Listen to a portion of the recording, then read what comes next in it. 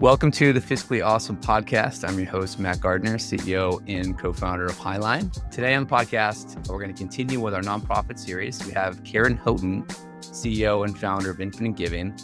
I think one thing that we're noticing, nonprofits are powering most of the mission-driven work in our communities, and yet often stuck with financial systems that weren't built for them. So I think today, Karen is going to be able to provide some really interesting perspective on the investment side of the nonprofit world. So happy to have Karen here and ready to get into it.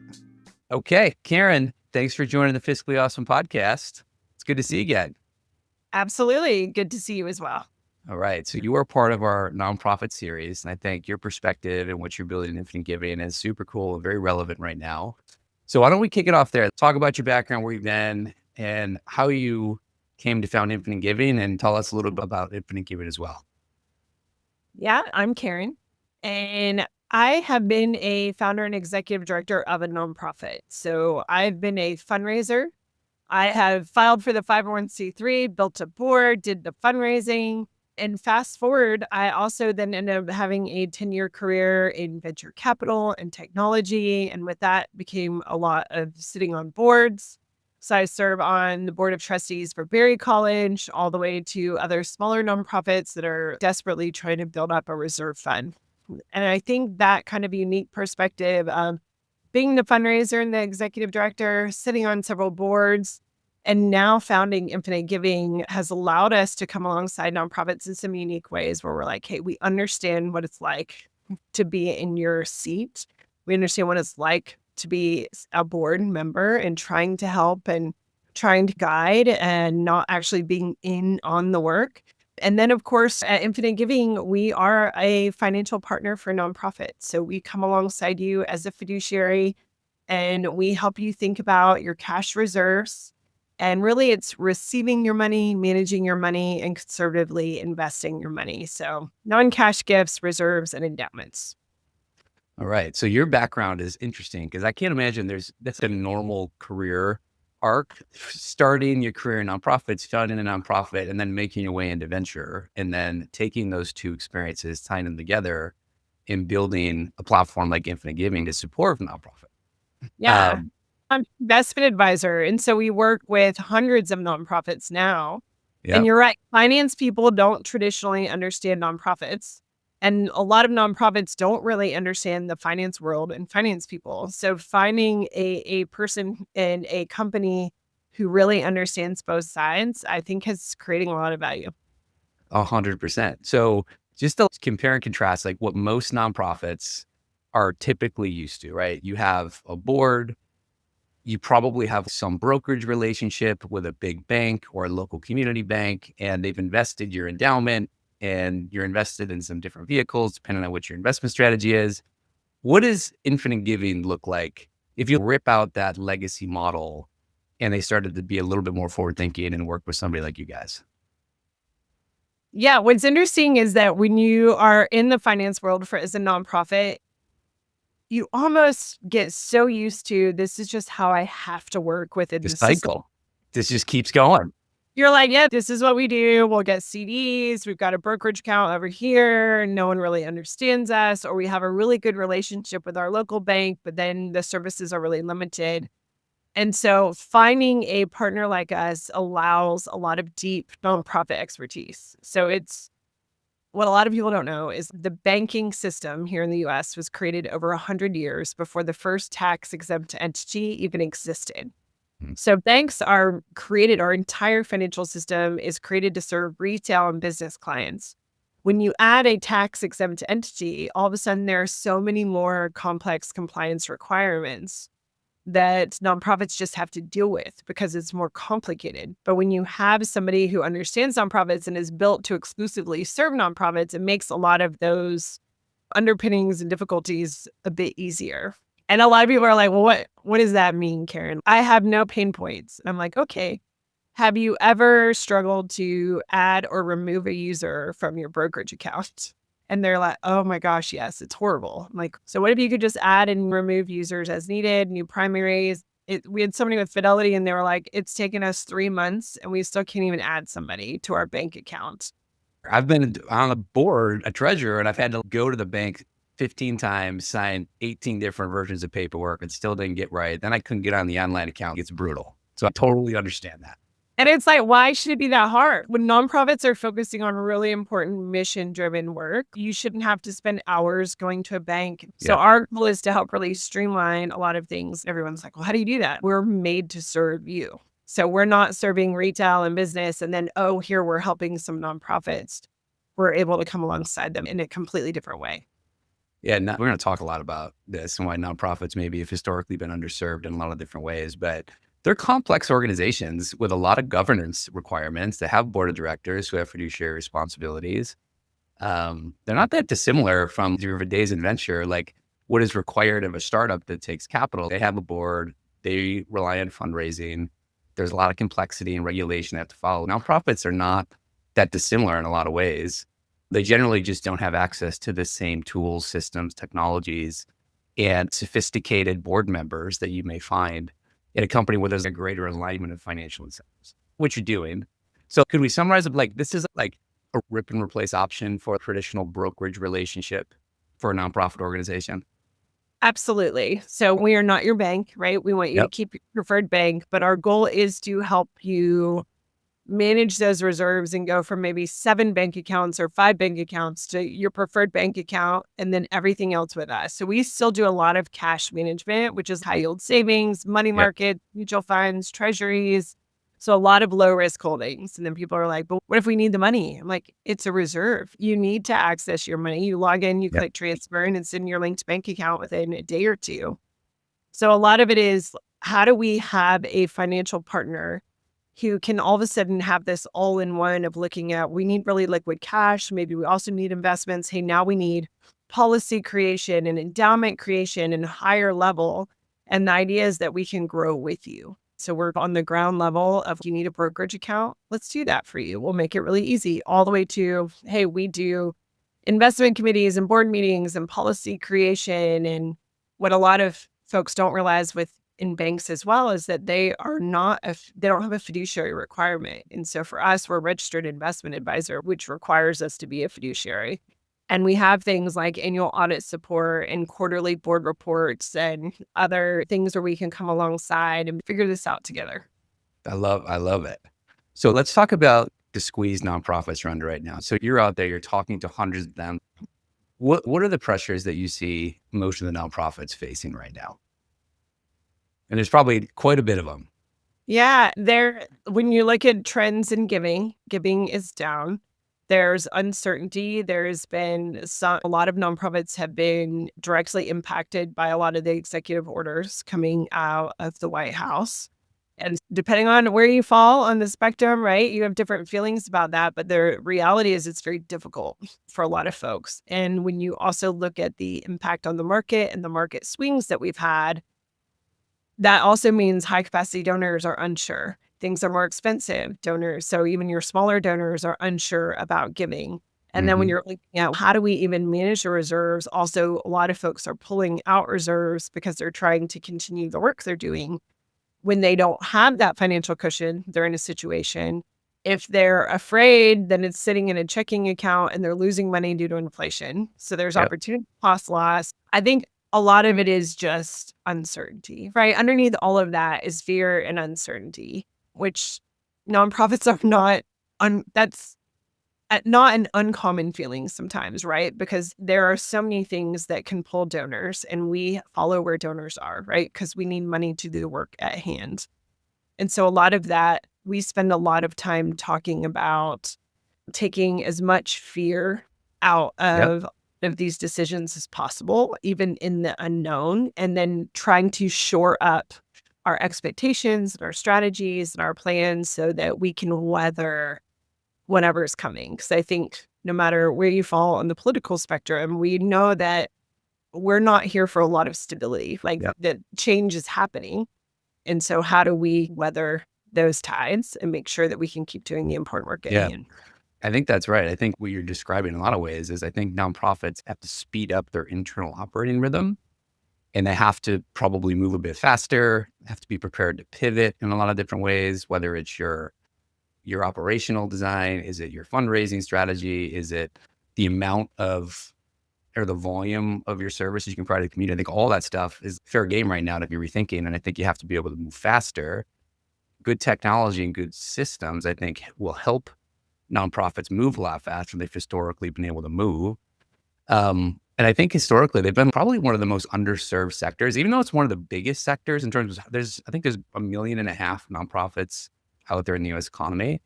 For such a big market, it seems like they've been underserved on the financial tools and services side. Do you agree with that? And why do you think that is for such a big market?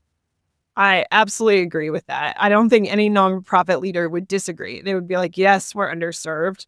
Or they're just so comfortable with this is what we have access to, so it's how we do it. But on the other hand, 90% of nonprofits don't even know what you're talking about. We can't relate to that. And so a lot of that is about just understanding what is out there and what you have access to and how do we steward these funds in a way where it's strategic. So it is operating systems and all of that. And so a lot of times it's strategy.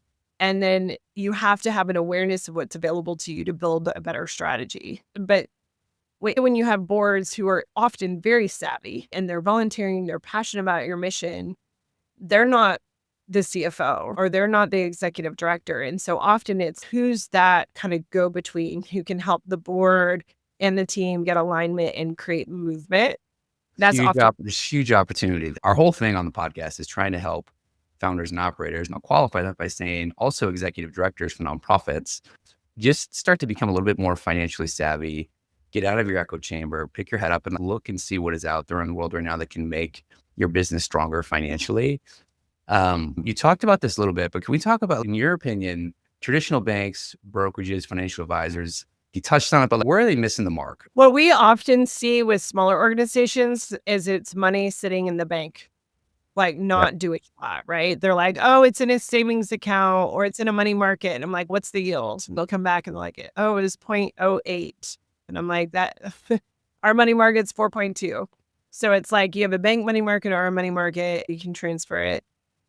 Like they need to do that because it's changed is time is money, right? You start to do the math and you're looking at, all right, everyone's goal is to raise funds so you can do the work at the end.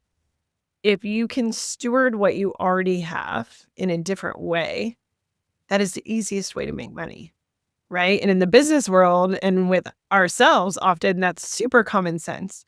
But then when it's nonprofits and it's donor money, fear tends to take a front seat where you're like, oh, but what if or what? So then that's where education often comes in. So I think often it's money that's being stewarded in the bank, but knowing that moving money from here to here, I'll often just do the math. Great. Is that 30 minutes of onboarding and considering something different worth an extra $25K this year? Is it worth $150K this year? Because that's the difference when you look at even just a low risk yield rate. Yep. I think that's a big opportunity that's often missed is traditional. That's a meaningful chunk of G&A operating costs for a lot of nonprofits too. Do you think that the way that organizations take donations, like you go to a nonprofit website, a lot of times it's like you click here to make a donation. It's not super user friendly. Do you think that has something to do with it? Absolutely. I think when you look at where gifts come in, often we want to talk about high capacity donors, right? Everybody wants recurring donors, small donors, every dollar amount is important. So I think often it's, hey, what if we steward what we already have a little bit differently? How is it impactful? No one's going to turn down if a donor wanted to write you $25,000 check, whether you're a big or small organization, that's a big gift. You'd be excited about that, right? So then we start to move the needle of like, all right, how can wealth create wealth? How can we steward donations in a way where we can take low risk, right? A conservative approach, but have it work for us. And then as you get into that world and that mindset, it also gives you the ability to be like, all right, these high capacity donors, take a step back.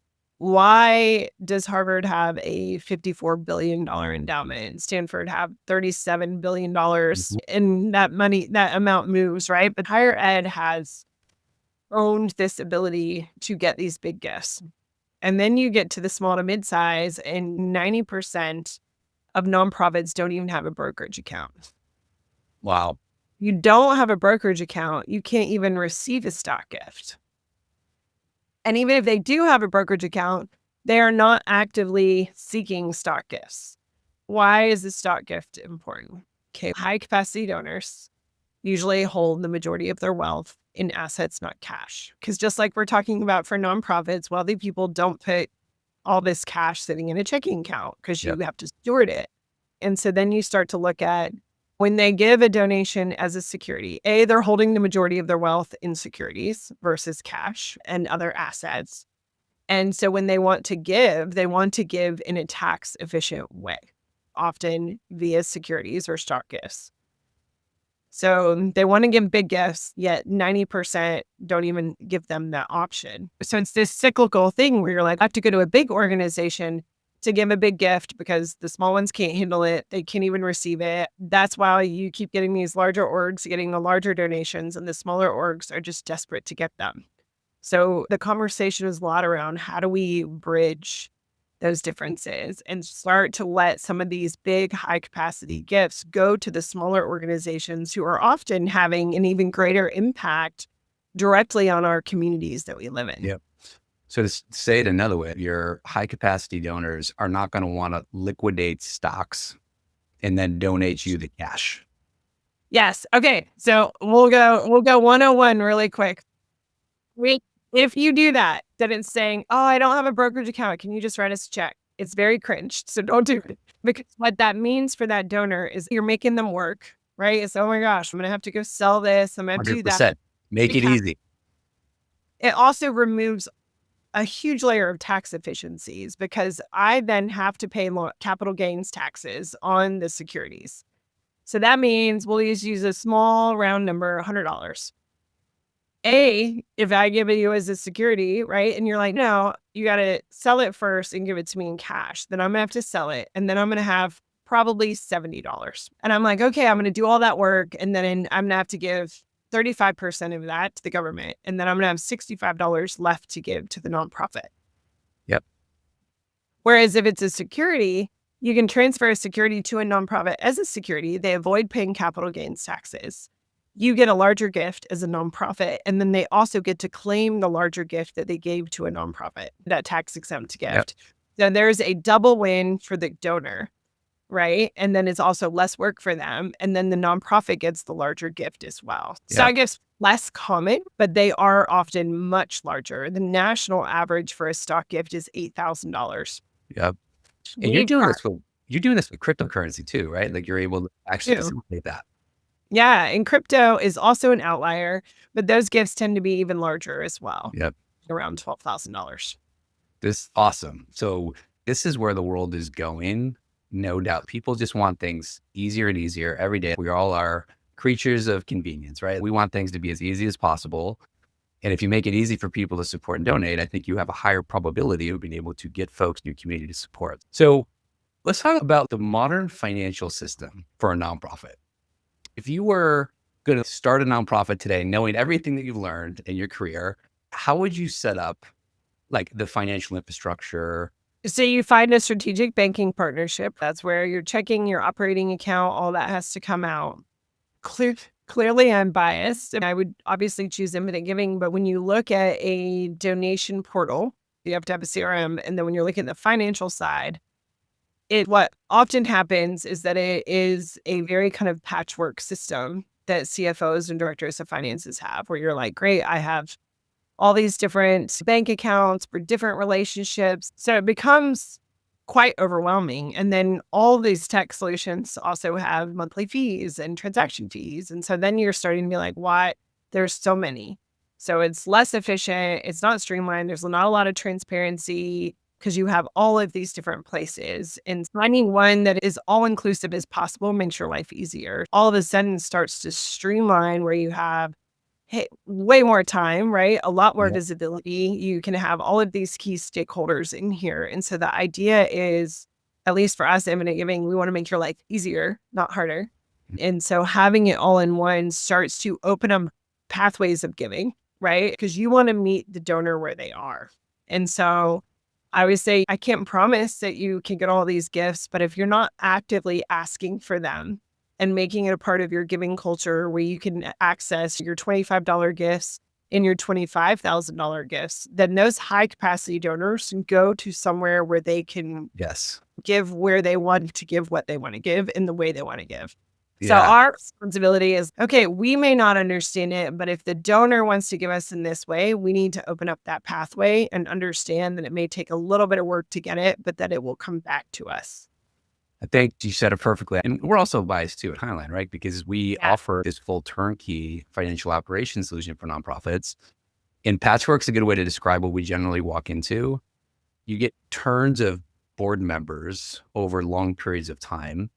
And oftentimes, every nonprofit has a person for every single thing that they need, but none of it talks together. It doesn't fit into the operational systems well. You create all this administrative overhead to try to support your board members' business, whether it's an insurance company, a financial advisor, a bank. Every turn of a board, there's always another bank member. You end up with 16 bank accounts over time. You're trying to share your deposits between all of them. I think you have to do what's best for the nonprofit operationally moving forward. And you can streamline things a heck of a lot more than you could 10, 15, 20 years ago. If you're a community-based nonprofit, if you're probably $10 million operating budget or less, you can look for somebody like Highline who can bring you all the cutting edge technology to supercharge your back office and make it easier. When you can work with somebody like Infinite Giving to create a differentiated donor experience where you can open up the different types of vehicles you haven't before. Because I think nonprofits are always competing for donations. And if you show up like an organization that is very future leaning, you've made it easy, you're thoughtful, different ways you can give and support, I think you're going to start to stand out and you're going to start to win more of that community-based support. I think it just shows you are a modern organization, which I think everybody needs to start to do right now. We even have some of our clients trying to get a grant, but we have to show where are we going to put the money and how are we going to do it. I'm like, great. Here's a consistent fiduciary oversight. Here's all of our nonprofit expertise. Here's how we're going to think about this. And the board, it's a tough spot because you want to build community relationships and those board members are good people for a great cause. But I always say the right people understand conflict of interest and the idea that, okay, you can use one person, but then what do they do when they roll off? Or what do you do if you have two investment advisors or you're using your brother's uncle's mom who did, in it, they may not have that expertise. And so where we find a really sweet spot, even with really advanced boards who have a ton of knowledge, is that they deeply appreciate having somebody like us come alongside them as a fiduciary partner who understands nonprofits are a little bit different. How do we think about this? They can then have oversight for us and work as a partnership with them. I think if they're upset that you're not using them, then they're probably not there the for right board member. So I think generally what happens is it's the easiest way for them to know how to help is if I bring you my company solution, it's easier for me to control it and make sure that it goes well. So I think oftentimes the intentions are good, but it does create a lot of operational complexity and it's really difficult to unwind that. So I love that. So nonprofits' needs are very unique and very specific. What do you think in specific tools versus trying to retrofit any piece of technology or solution or bank to a nonprofit? It's the patchwork, right? So there's all these layers that you want to be able to streamline it. And the more you're force fitting traditional financial tools into the nonprofit world, the harder you're making your job, both for your donors and for you. So it is, I always tell people that the most affordable way is the free way, which is go take an E-Trade account, right? It's going to take you several months, weeks to months to open up an account. And then you can then send all the D2C information. You have to sell it. You're going to liquidate it. You got to transfer it. You got to figure out all the tax issues and how to do the donation receipting. That is a free way to receive a stock gift. Is that the best use of your time, your expertise, and the donor's process? We're a fiduciary, but we do automatic liquidation. We get it on your website. It's all branded. We do all of your donation receipts. And if you have designations, we'll receive the stock gift, do the traditional advisory support in the tech. And then we hold money or an endowment or a capital campaign, and that stock gift has a designation. We'll automatically add it to that account. So we're even streamlining your money movement. And so it's looking at that strategy and where your time is spent. We had a client, and I've got a whole form that I have them fill out. I want to know what all your accounts are, all of your checking, your savings, your brokerage accounts. And I think they went from having 14 accounts from 7 providers to 2 providers and 6 accounts. But yet it was more clear. They had more control. There was a better strategy. She was like, oh my gosh, we are going to create so much more for the school than we were before because they just didn't have clarity around that. Yep. Like when you go into the Infinite Giving platform, bringing everything in one place with modern dashboarding and reporting, what is the experience for somebody that's used to having to log into 14 different brokerage accounts where they're not built for the average user to know how to filter it and get what you need versus when it's all been put on your platform? It's super easy. So again, when people are like, if we do this, what does it look like? I'm like, great. Onboarding is a 30-minute appointment via Zoom. Yeah. We literally have somebody hang out with you. We share screen and we hang out with you while you fill it out so that if you have any questions or you need any direction, we do that. So it's fully digital, takes 30 minutes. At the end of that 30 minutes, we can have your donation page ready to go, fully customized. You've got your custom URL, your colors, your logos. Or if you're doing investments or cash management with us, we have all of your brokerage accounts. We have them named. We have the strategy set for them. And then we have it ready to go in 3 business days.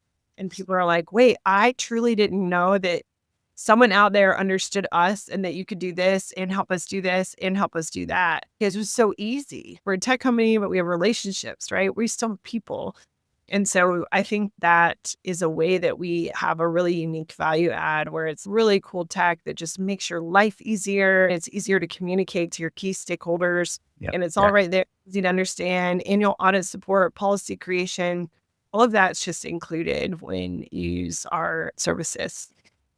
So why wouldn't a nonprofit of nearly any size with any amount of cash on their balance sheet lean into something like Infinite Giving? Seems like a no-brainer. We get that a lot. And I will say we're onboarding roughly 3 to 5 new orgs a week, and we don't do outbound sales. And so I think a lot of it is people are finding us and they're like, oh my gosh, this was so easy. This is so great. We now have these 5 brokerage accounts and we can look at this is our cash reserve, our operational reserve, a campaign, an endowment, or maybe they dream of an endowment, but they don't have it yet, but they're like, hey, we've got $200,000 sitting in the bank, not really doing a lot. We want to work with you guys. And then when they're ready, I always say, great, we're a tool in your toolkit. So whenever you're ready and you need a policy or you want to do an endowment, we have a client out in Nevada and they started their first endowment. And they were like, Karen, can you just talk to the donor? I'm like, sure, however we can be helpful.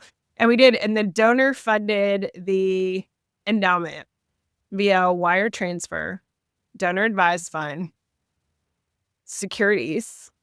And when I say wire transfer, securities, which is stocks, and a donor advised fund. And so he had money coming from multiple different ways. And then after all that, he's like, actually, I have a little bit of crypto. Can we send that to? We were like, sure.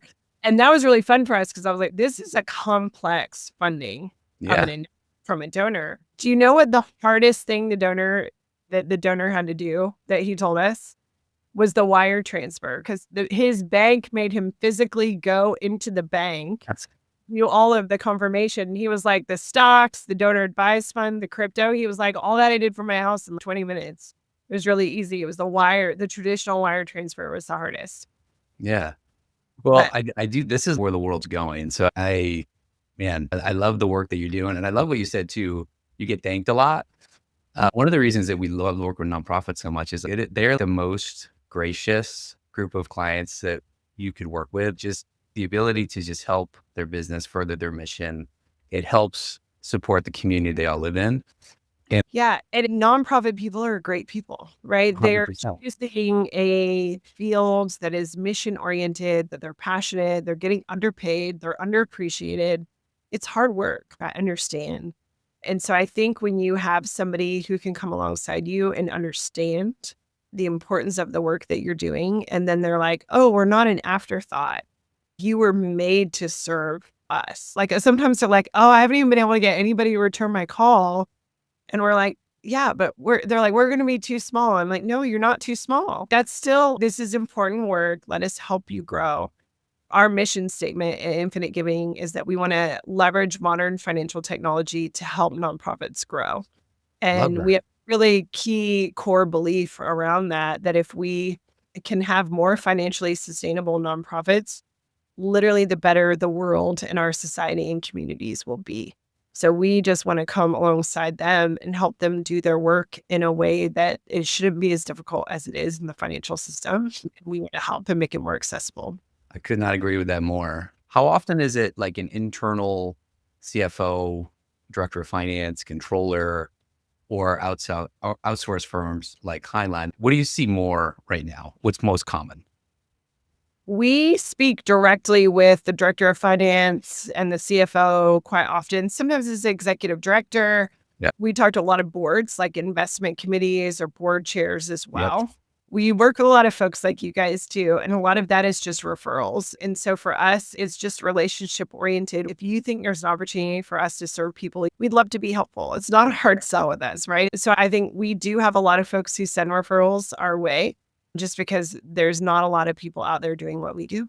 Yep. We have to figure out how to stack cans and make what you're doing a little bit more visible to all of our nonprofit clients too, because I think it's incredible work. Thank you. Can we talk about asset-based giving? Because we talked about it a little bit, but you just released a report on nonprofit asset gifts. Where can people go download and give a couple of just really key insights from the report that you published that I think would be interesting to hear about? Yeah, I think so much of the nonprofit sector is at a turning point. You have all of these macroeconomic conditions that we're all experiencing and that we don't have control over. Despite all of that, there's a lot of trends that are making us really optimistic. And a lot of that is donor driven. Is giving down, yes, but then at the same time, asset gifts and stock gifts and some of these larger gifts are up. So a lot of what we're doing is how do we start to equalize that so that maybe some of these larger gifts can go to smaller to mid-size organization? And that's where that real potential is, I think, for transformation and just there's a willingness to innovate. I think huge opportunity out there. And so we did do a big research project where we looked at a lot of different giving trends and looking at what's available and how many. That's where 90% of nonprofits don't have brokerage accounts. Average stock gifts nationally are $8,000 through Infinite Giving. They're over $10,000. And there's some reasons for that, but even a lot of grants we see now coming in that are coming in as security gifts, right? So the Bezos Foundation or any of these are often Gates. It's coming in as securities and it's benefiting these foundations too. So just remembering that those appreciated assets have essentially double the tax benefits. Yep. I think a lot of that is really meaningful. So it's up, let's say 135% is what asset gifts are up last year. You get that right? Yes. And a lot of that is just awareness Yep. of donors, of just saying, hey, oh, we can do this. It's also the ability to do it is becoming easier and easier. People do it. So no idea how to do it. I don't know. I wouldn't know how to do it unless somebody made it easy for me, candidly. And the traditional way, like if you're like, oh, it's fine, I've got a brokerage account, then you're like, okay, when a donor goes, they have to find it on your website. And then it's great, download this PDF. So then they have to download a PDF and then they're going to have to fill it out. And then it's, hey, don't forget to call the nonprofit office and tell us that it's coming, or they gatekeep the information and they make you call or email them to get the information. The reason is that in a traditional financial system, when a donor gives a nonprofit a brokerage account, names are not attached to the gift. You could get, oh, we got a $25,000 gift of Apple shares, but they don't know it came from you. And then that's why sometimes donors are like, I never even got thanked. You didn't acknowledge that. I didn't know. And then the nonprofit's sitting there going, oh my gosh, but they didn't tell us it was coming. And they're like, why should I have to? I sent it. So I think there's little things like end up being really big pain points, both for the donor and the nonprofit. And so in our platform, we always have a name attached to the gift. So we've solved that. So no longer it's, hey, who are we expected from? We have a church and they're like, we only received like 90 a year, but we only know who half of them came from. Yep. So we're helping you attach that, make the ask really easy, not create friction for the donor where it's, oh, they have to go here or use a third party or go over there. And so, yeah, it's just how do we remove the friction as much as possible on both sides to make that giving come in easier and make it more accessible for folks like you and the majority of, I do have some things, but I don't even know how I would do that. If you go to the website and it's like stocks, great. But that was really easy. I have all the information I need and it's done. Yep. Why would you not? So I want to get into a couple of rapid fire questions to wrap it up. But if you're talking to board treasurer, board chair, executive director, what's your pitch to get them to lean in and buy into making this digital transformation? I would say that we are going to be the only fiduciary partner that has really deep nonprofit expertise who can help this organization that you love, right? Be able to have one place where they can easily receive donations, manage those donations, and grow those donations. And you can do it in an affordable way and increase a lot of those operational pain points that board members may not know, but that the teams who are managing it deeply understand. And the revenue stream into this too, because we're receiving the donations and the investment, all that stuff, that is the revenue stream for a nonprofit and the earnings from the investments that you may hold. I love that it's all tied together. Yeah. Streamlining operations and increasing transparency is always a win. Name of the right? game. We want as little effort as possible to get the highest yield of output and results. That's how it should be designed. Absolutely. Okay. Can we have some fun with this couple wrap up questions? I always want to have fun. Let's go. Okay. So most surprising thing you've learned about nonprofit finance over the years? I think the most surprising thing is truly how difficult the traditional system makes it for tax-exempt entities. I think it's a lack of knowledge that a lot of people have unless you live in it. They're like, what do you mean? And they're like tons of banks. There's like all these billions of dollars and it's totally not a problem. And you're like, no, actually, just adding a user, removing a user, having an FDIC sweep program. That's very standard for businesses. Most nonprofits are not offered those from their bank, right? And so I think there's all of these different opportunities that people assume are more accessible than they are. Yep, I agree with that. Most underrated financial skill for a nonprofit leader in your experience? Ooh, most underrated skill for a nonprofit leader. A willingness to be open to new ideas. I also agree with that. Okay, last one. If you weren't running Infinite Giving right now, what would you be doing? Oh, that's a good question. I'm a mom, right? And I live that family life in addition to being a CEO. And so I think that would be a huge part of my life always, my favorite part. But I serve on a lot of boards. I love nonprofit work. So there's a reason why Infinite Giving serves the clients that we do. So if it weren't this, it would be something in a similar vein because I'm doing what I love. Yeah, I love that. So you'd be serving the nonprofit community no matter what? I would. Absolutely. I've always, whether it's been volunteering, board work, fundraising, I have been a part of the nonprofit world for 25 years and that won't end. All right. Keep doing all the good work, Karen. It's been a lot of fun. Where can folks learn more about Infinite Giving? Yeah, absolutely. You can go to infinitegiving.com and learn all about us. You can schedule a meeting if you would like, or get a look at our product and kind of the different services that we offer. If you'd like to email me directly, you can certainly do so. It's Karen, Karen, at infinitegiving.com, and you can find me on LinkedIn as well. All right. Karen, thank you for driving innovation in the nonprofit ecosystem. It's long overdue, and I think that you're really building something incredible. And we look forward to learning more at Highline and hopefully helping connect you with some of our nonprofit organizations that I know need this type of help too. So I think more to come, more ways to work together. Great. Thank you so much. It was great being here.